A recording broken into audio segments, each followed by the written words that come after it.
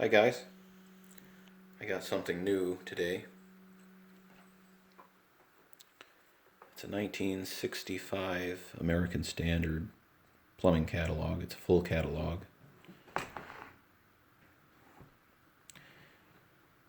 Occasionally I get questions as to what the symbol is on a block logo toilet. That's what it is. It's a sun setting on water.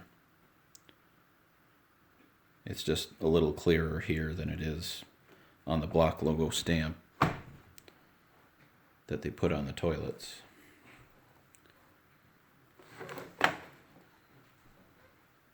In the interest of time, I'm going to try to stay to the toilets and urinals for this video, but I'll go through some of the color pages first.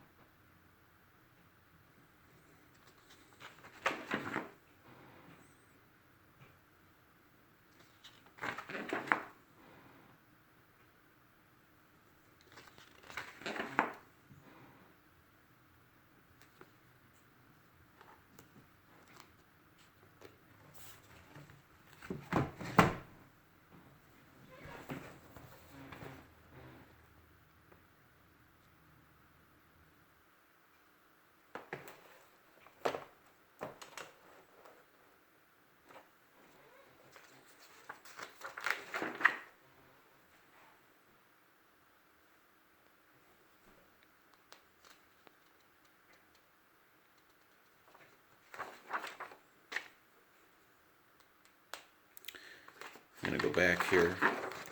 Here's a cross section of how the vent-away works on the American Standard toilets.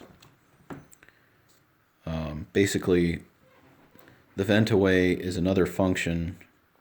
When you turned the vent-away on,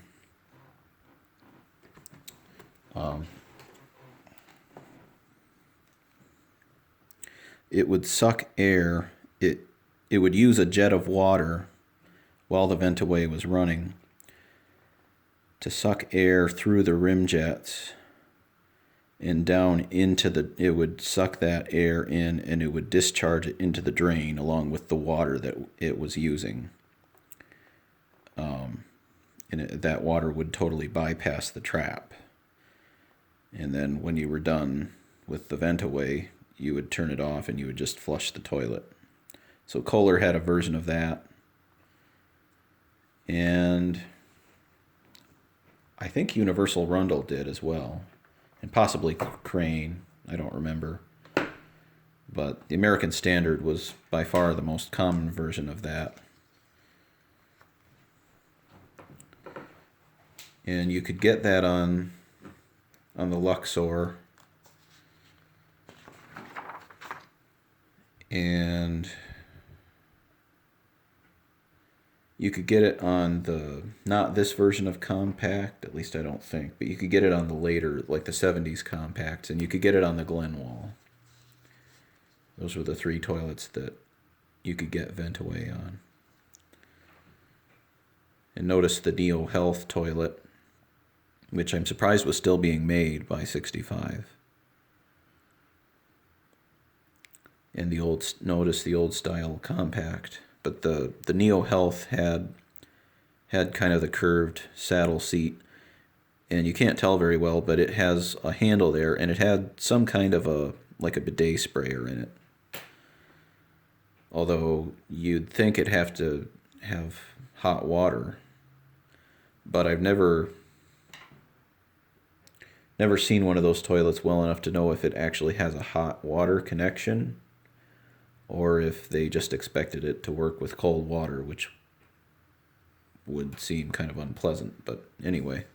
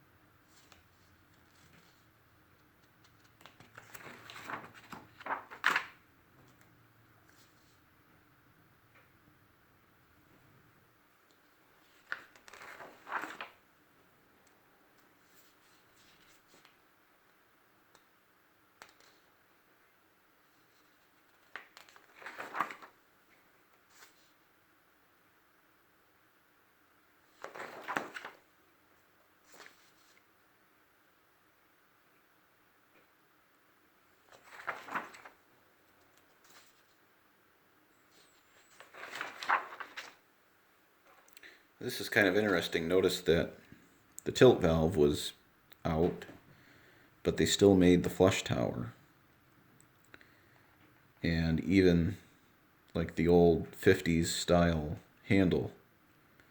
And even a pipe cover like that. They still made tank flush Madeiras in the 60s, so I'm guessing that's about the only thing you could have used that on in the 60s. But I'm just surprised they still made it.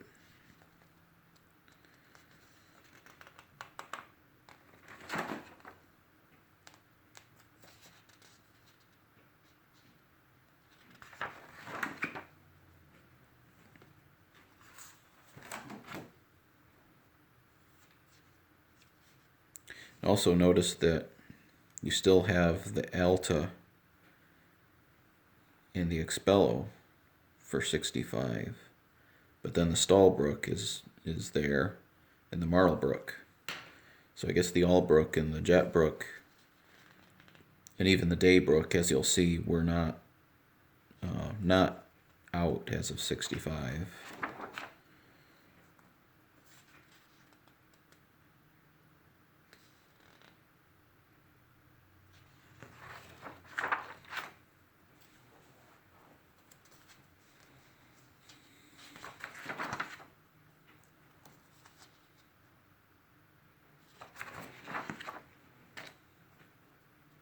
Yeah, even the bearing is still made.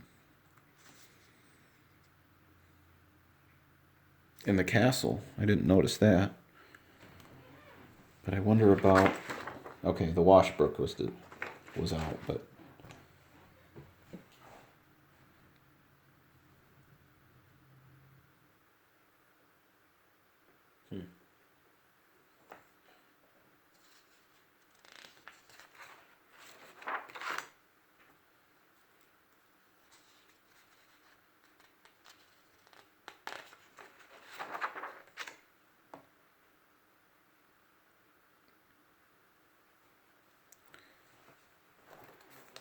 there's kind of a cool illustration of how the self-starting siphon valve worked in the urinal tanks. I have a Kohler version of that.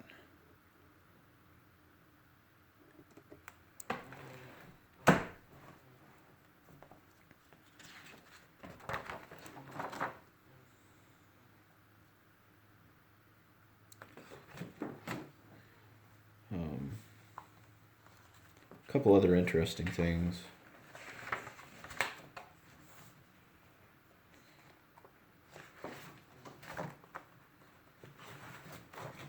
Look at the garbage disposers. I didn't even know American Standard made those. But I don't think it was for very long. They didn't show up in the 71 catalog. At least I don't remember them being in there. And then some service sinks, although none of the flushing, well, none of the siphonic sinks are in here. There's a rim flushing sink, but it's not siphonic, it's just a regular washout trap.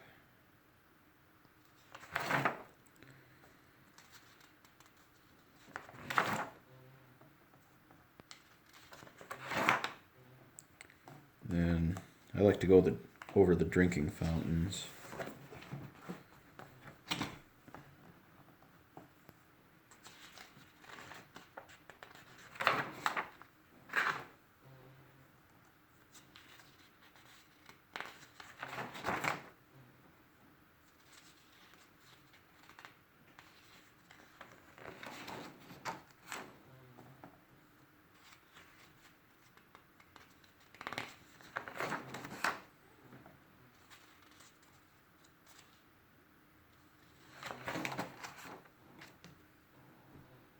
A lot of people see these and they don't know what they are.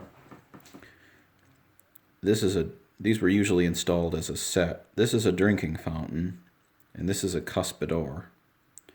So these were piped together so that when you turned the drinking fountain on, it would spray water out of the drinking fountain, and then you'd spit into the cuspidor. You usually see these in gyms. And while this drinking fountain was on, it would spray water out of this head, and it would flush the basin, the cuspidor. So that's kind of neat. I always thought those were neat.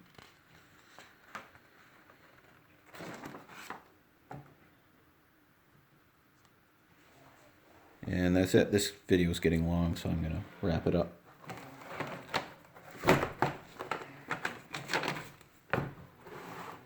Thanks for watching.